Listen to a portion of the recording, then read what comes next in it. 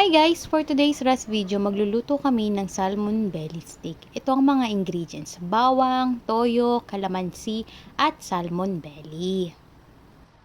Una, ilagay muna natin yung 1/4 cup na toyo, tapos maglagay din tayo ng kalamansi. 10 pirasong kalamansi pala yung nilagay ko guys. Tapos yung bawang, mamaya na yan guys, pag igigisa na natin. Imamarinate muna natin siya ng 15 minutes. Pagka-marinate natin ng salmon ng 15 minutes, pwede na natin siyang prituhin. Pwede nyo rin siyang i-marinate ng overnight. Kayong bahala guys. Sobrang dali lang lutuin ito guys at sobrang sarap pa niya.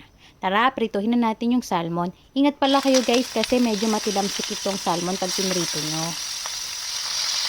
Buti na lang guys, hindi tinanggal yung salmon belly sa mga grocery at palengke, no? Isa pa naman to sa mga paborito kong isda.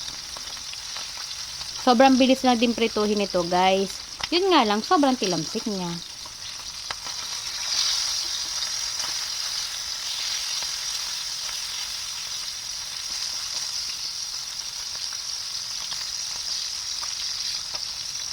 Comment naman kayo guys kung tagasan kayo para alam ko kung saan nakarating tong video ko.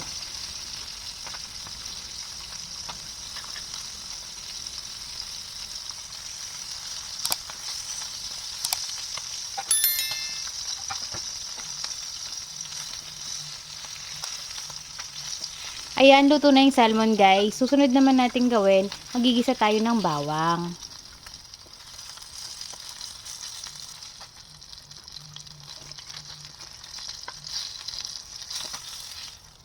Na guys, yung mga naprito naming salmon. Alam niyo guys, sobrang paborito ko talaga tong salmon kasi sobrang linamnam nung lasa niya.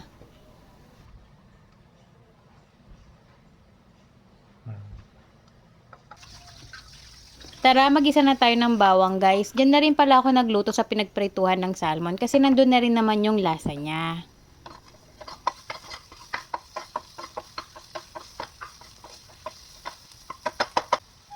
Nag-brown na yung bawang, ilagay na natin yung salmon belly.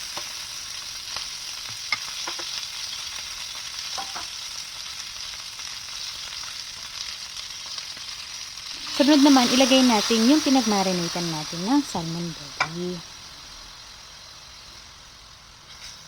Haluin natin ng konti, dahan-dahan sa paghalo guys kasi mabilis lang tong madurog.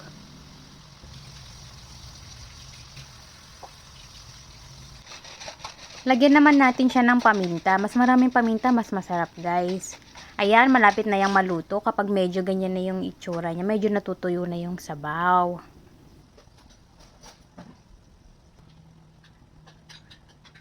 Pagkatapos yan, ilagay natin sa ibabaw yung sibuyas.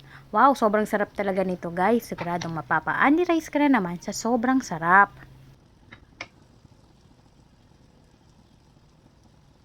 Luto na, kainan na guys. Try nyo rin tong recipe na to. Sobrang sarap niya, promise.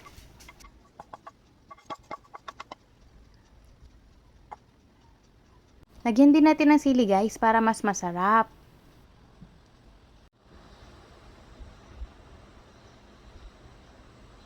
Ito na yung finished product guys. Sobrang sarap talaga nito.